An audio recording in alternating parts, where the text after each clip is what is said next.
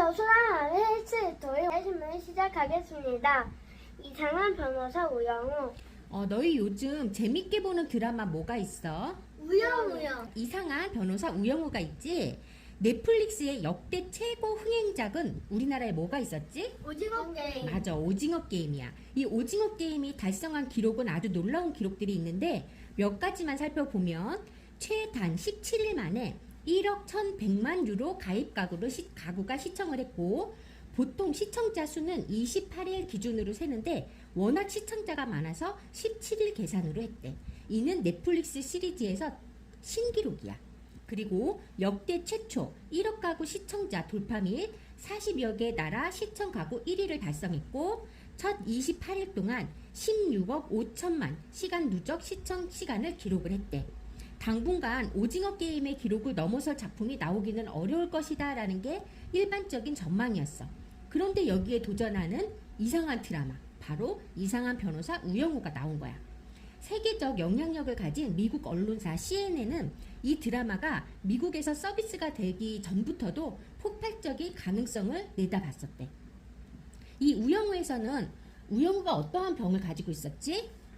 자폐 스펙트럼.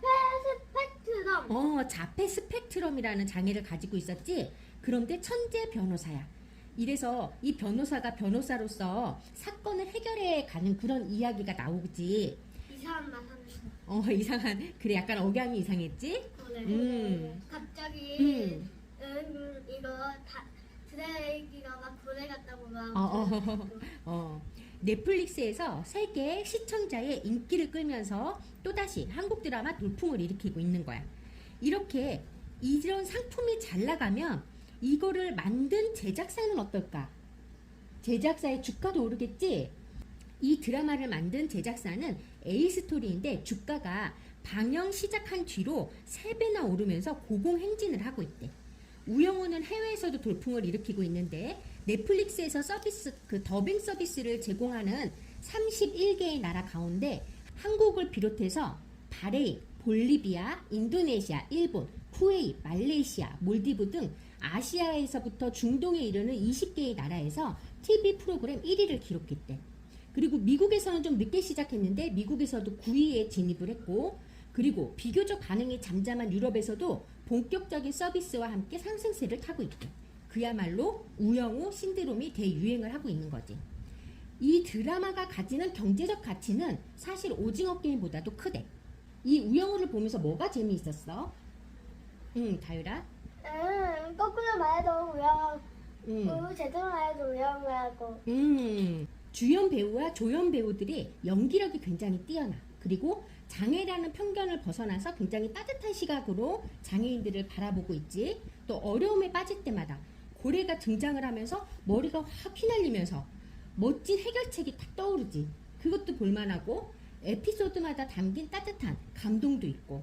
우리가 여기에서 이야기할 거는 우영우의 경제적 가치야. 이 경제적 가치에 초점을 맞춰서 이야기를 해볼 거야. 비교 대상은 오징어 게임이야. 오징어 게임은 우리나라에서 만들었지만 소유권은 누구에게 있었지? 넷플릭스. 맞아, 넷플릭스에 있었어.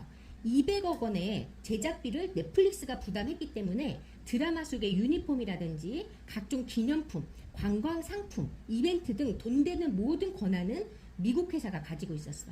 그러면 오징어 게임이 대인기를 끌면서 우리나라가 얻은 수혜는 없었을까? 우리나라는 무슨 이득이 있었지? 우리나라의 문화를 전 세계에 알리는 역할을 했지. 그 이득이 있었던 거야. 그런데 우영우는 정반대야. 소품에서 체험까지 모든 권한을 국내 제작사인 ENA가 갖고 있어. 따라서 작품이 세계적으로 인기를 얻고 그에 따라 한국이 얻는 경제적 가치는 우영우가 훨씬 더 크다라는 거야. 흥행 면에서는 우영우가 오징어 게임을 넘기는 힘들 거야. 그렇지만 경제적 가치를 보자면 오징어 게임을 넘어설 수도 있어.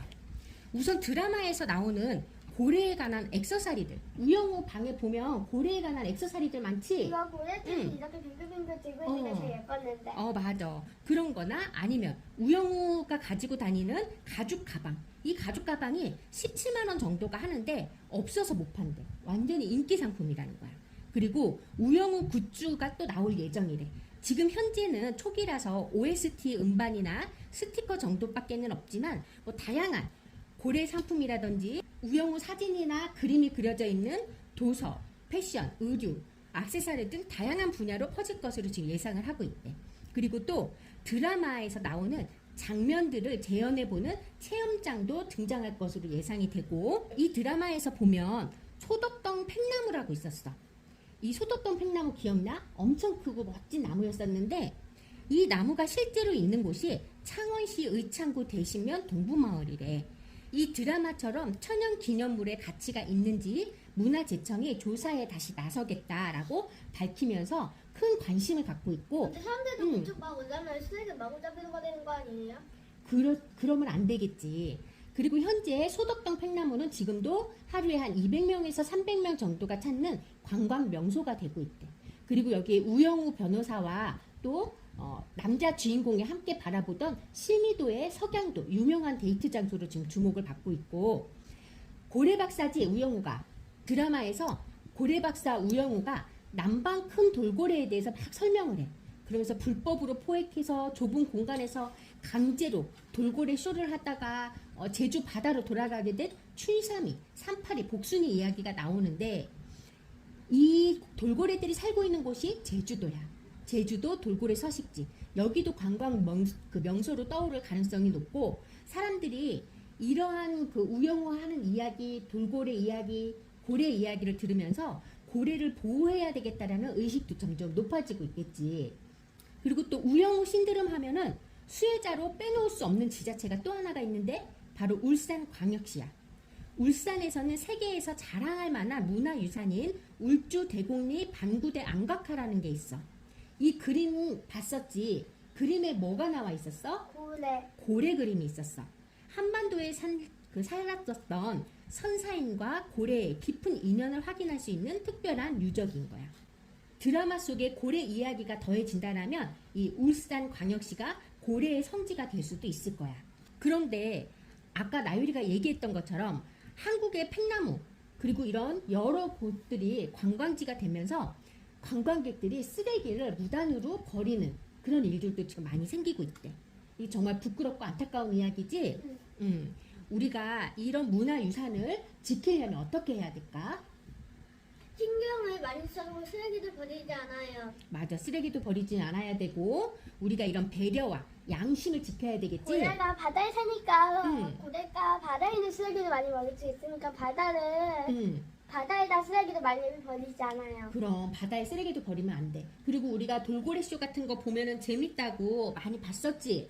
그랬지만 그곳에서 좁은 곳에서 훈련하고 매일 갇혀 사는 그 돌고래들의 아픔을 우리가 생각해 본 적이 있었어?